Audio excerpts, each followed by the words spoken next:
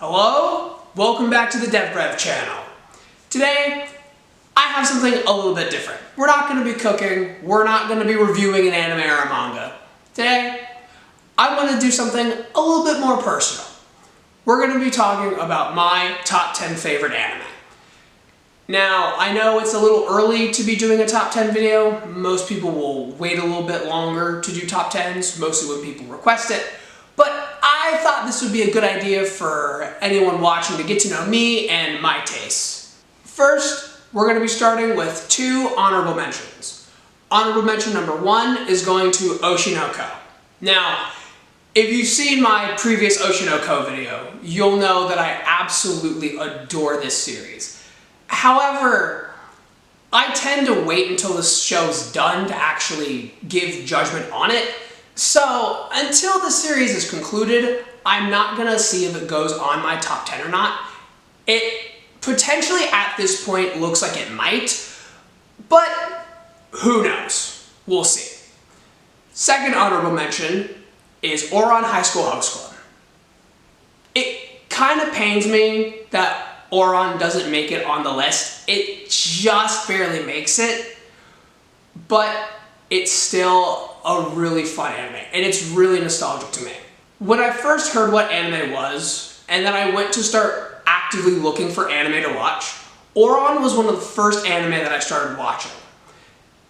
And it really helped me learn what my tastes are. I love harems, which Ouran is a harem, and I love romances, which Ouran's one of those too. In fact, I love Ouran so much that I got a male friend of mine to watch it one day at a sleepover, and my dad walked in on us, and he was so confused at what was going on. Such a great memory, such a great show. Highly recommend Ouran. Sad that it just barely doesn't make it into the top 10. Now that we've got the honorable mentions out of the way, we're gonna go right in with number 10. Number 10 is Masamune-kun's Revenge. Now, this is a weird pick, which a lot of these are going to be very unorthodox. Stick with me, I will explain. Masamune-kun's Revenge is about a boy who spent 8 years of his life trying to better himself after being rejected. And then he meets the girl again and decides that he's going to get back at her. Now, this is a revenge anime, and Masamune isn't necessarily the best protagonist, but I love this show to death. Mainly because I've been rejected before and I'm a little petty. So Masamune getting all ripped and strong and being like, I'm gonna make her pay. I'm like, yeah, get him, dude. And Masamune is the one anime that I so wanted to get a second season. And it's actually getting one.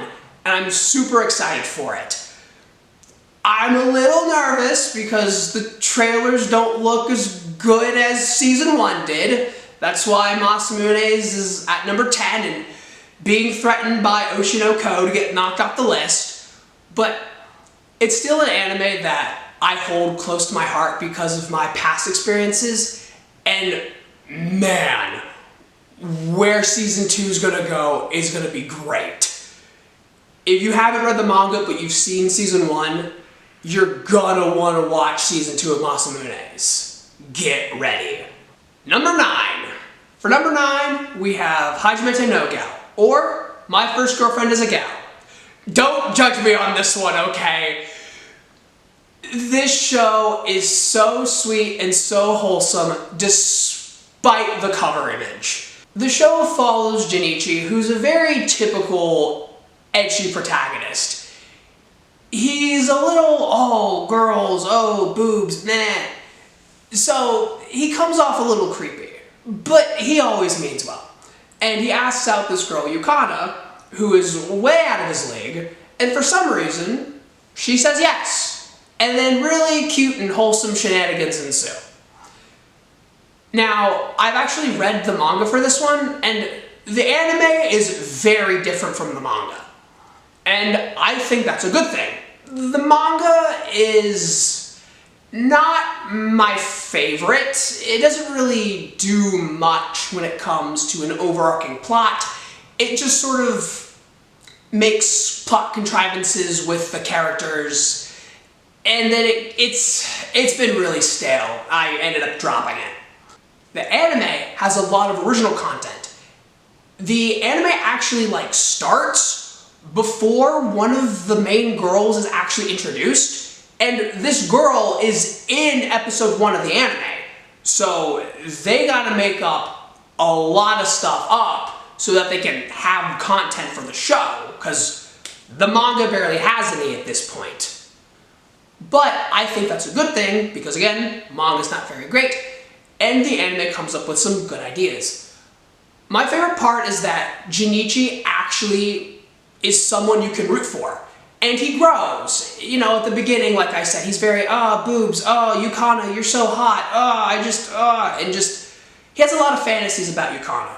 But as we learn more about Yukana, and we learn that she's not what she appears on the outside, and that she is actually really pure and innocent and sweet, Junichi sort of realizes that, maybe I do love this girl, and it's not just about the sex. Which, really well done, really appreciate it. Also, Yukana has a ponytail. Yes, I am just that easy to please. Number 8. Number 8 is Kaguya-sama Love is War. Phenomenal romance. You're gonna see a common trend of very good romance anime on my top 10. Kaguya-sama Love is War is about Miyuki and Kaguya trying to get the other to admit that they have feelings and trying to get the other one to confess. So it's like flirting, but not flirting. It's really cleverly done and very different from other romances. It's been described as two tsunderes flirting, and it's exactly as funny and wacky as you'd think. But it's not just Miyuki and Kaguya. There's Chika, who's pure chaos, and then Ishigami, who's pure depression. And there's a lot of comedic moments that are really fun to watch, as well as the really cute romances. Season 3 was #1 rated on Mal for a little bit, definitely for a reason. It definitely gets better. I haven't finished the manga, but I have read a little bit of it, and it definitely continues to be better. Akatsuka is a really good writer. Does a great job. That's why I love Kaguya-sama Love is War. I have all the figures. Well, not all of them, but I have a couple. They're always in the video, so proof. Number 7 is Shimonetta, a boring world where the concept of dirty jokes doesn't exist. Again, don't judge me. This show is the first ecchi on the list, and as you know, well actually, Hajimete, it's an ecchi. You should know I love ecchi. This show makes me laugh so much. I am so immature. I've rewatched this show 3 times, and it makes me laugh every single time I watch it. The cookie scene is definitely one of my favorite scenes in anime, period. I don't even think I really need to explain the plot of the show, but I will. You have Ayame Kajo, who's a lewd terrorist. She goes around throwing condoms into the air, throwing lewd pictures around, just spreading all this paraphernalia and this propaganda about sexual things. And you have poor, what's his name, Tanukichi, who's just thrown into it. And this is all bad because, lewd things have been outlawed, it's all, bad. And even though this is a comedy, this actually is about, Japan's laws on sexual-based things and trying to make things all hush-hush and trying to make things chaste. And that depth is really interesting. But I just like it because it's funny as heck. Go watch it. It's great. You'll love it. Number 6, we have Rascal Does Not Dream of Bunny Girl Senpai. Another anime that looks very ecchi on the outside, but isn't that ecchi at all when you watch it. I mean, I really did not want to watch this one. it kept getting recommended to me, like just on like the Crunchyroll recommended tab, and I was like, no, I'm not watching the Playboy anime. And then I watched it and I was like, oh, why didn't I watch this sooner? The first 4 episodes made me cry so much. And even like the last episode made me cry so much. It's a really sweet, well done anime. All the arcs are very personal, they have a lot of emotion to them, and it's all grounded in physics, which I think is easy to understand. Whereas something like Monogatari, which Rascal is very similar to, Monogatari is derived in the supernatural and also Japanese puns, which I don't understand, so Rascal is a lot more easy for me to digest. The anime is about Sakura and him dealing with the problems of the girls around him. It starts with Mai, and then Koga, and then Futaba, and so forth, so forth. And Mai is a really good main girl. There's a reason they show her off in the promotional material so much, despite her wearing the bunny suit only like twice. Mai and Sakura's interactions are the main reason why I love this anime so much. That and just how emotional and well done the big moments are. Really good writing, and I've actually read the light novels for this one too. Well, I'm not done, but I'm working on it. Number 5, we have canon.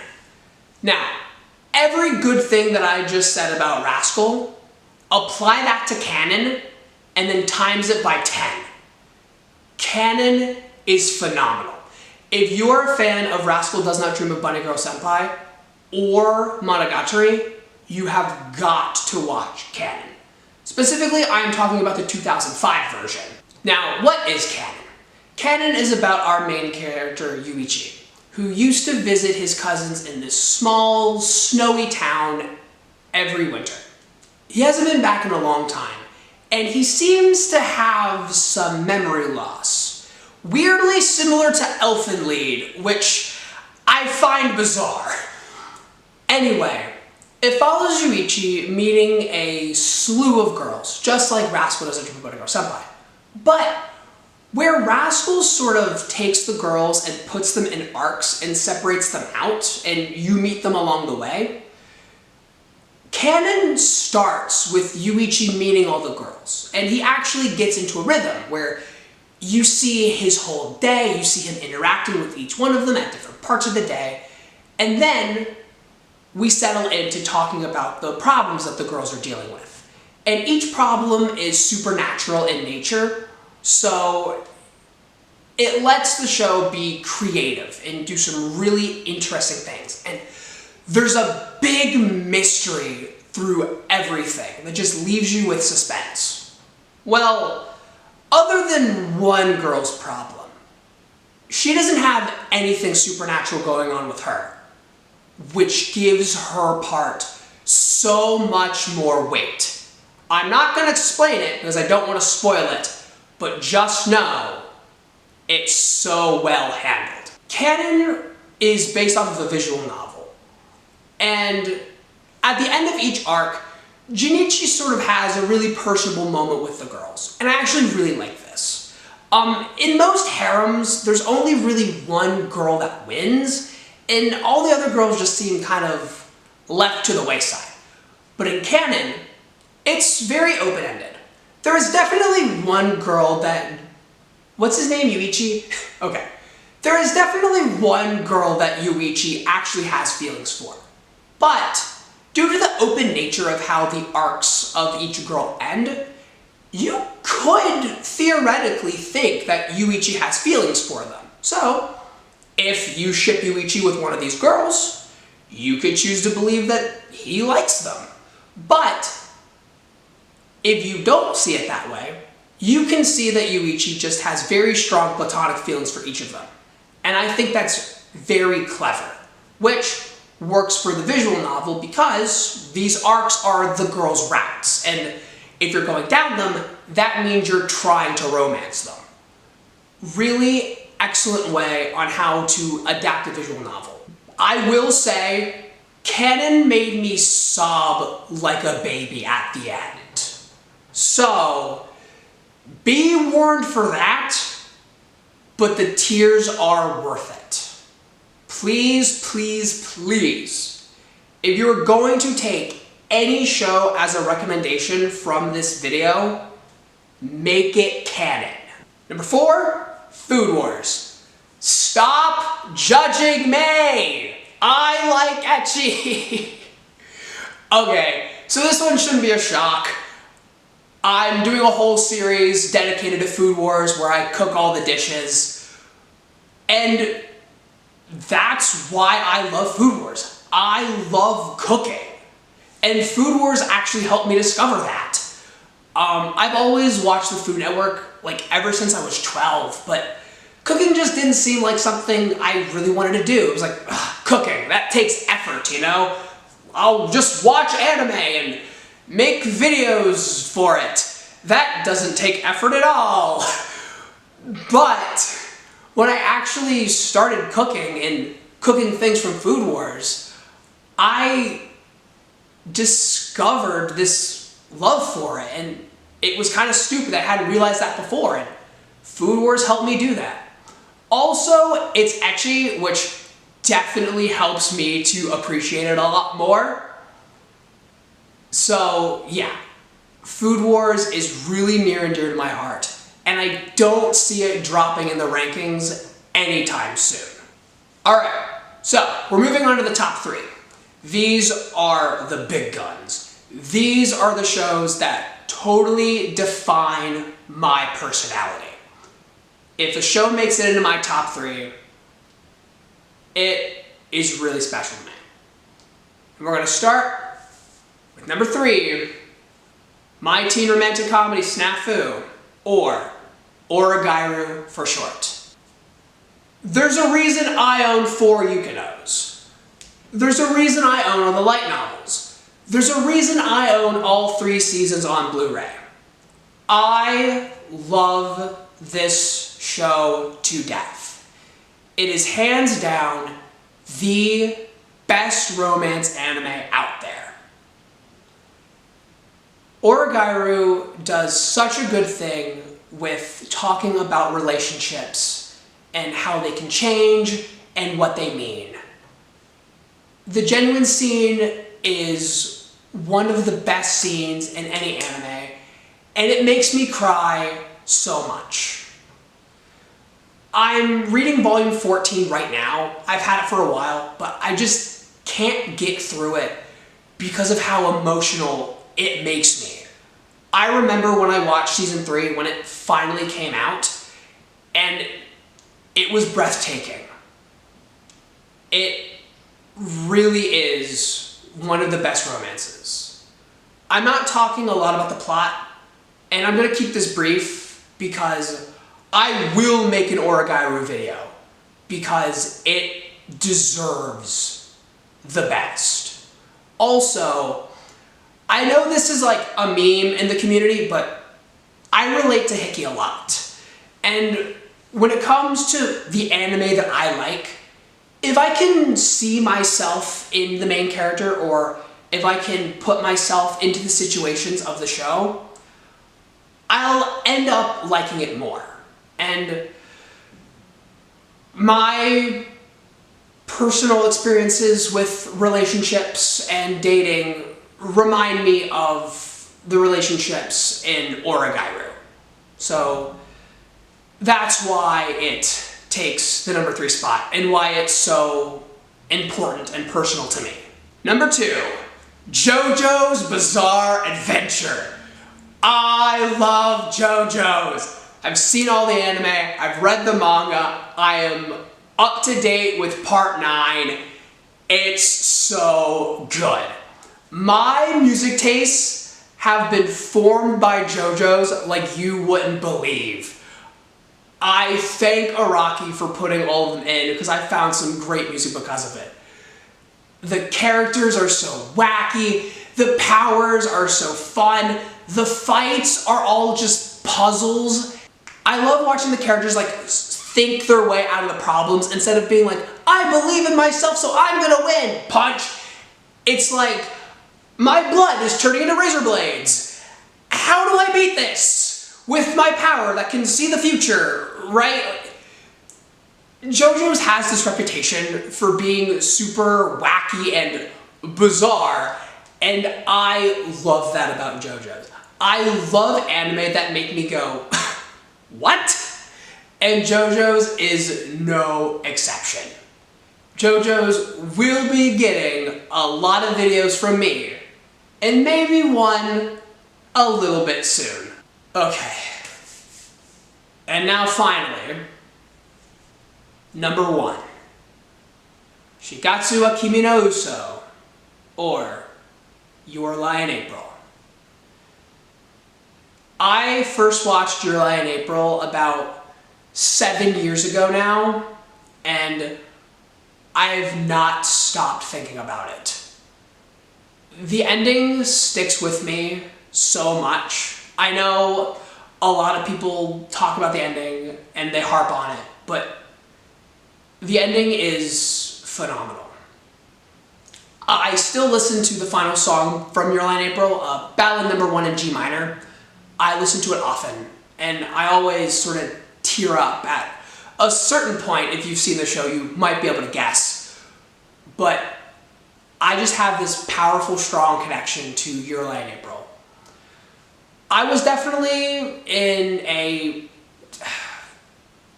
learning point in my life. I was about the same age as the characters in Your Lie in April. I was 14, about to turn 15.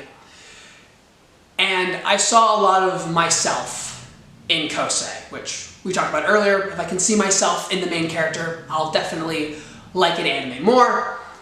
And I definitely fell in love with Kaori. I'm not kidding. When I say I fell in love with a fictional character, I'm not lying. Waifu number 1, Kaori.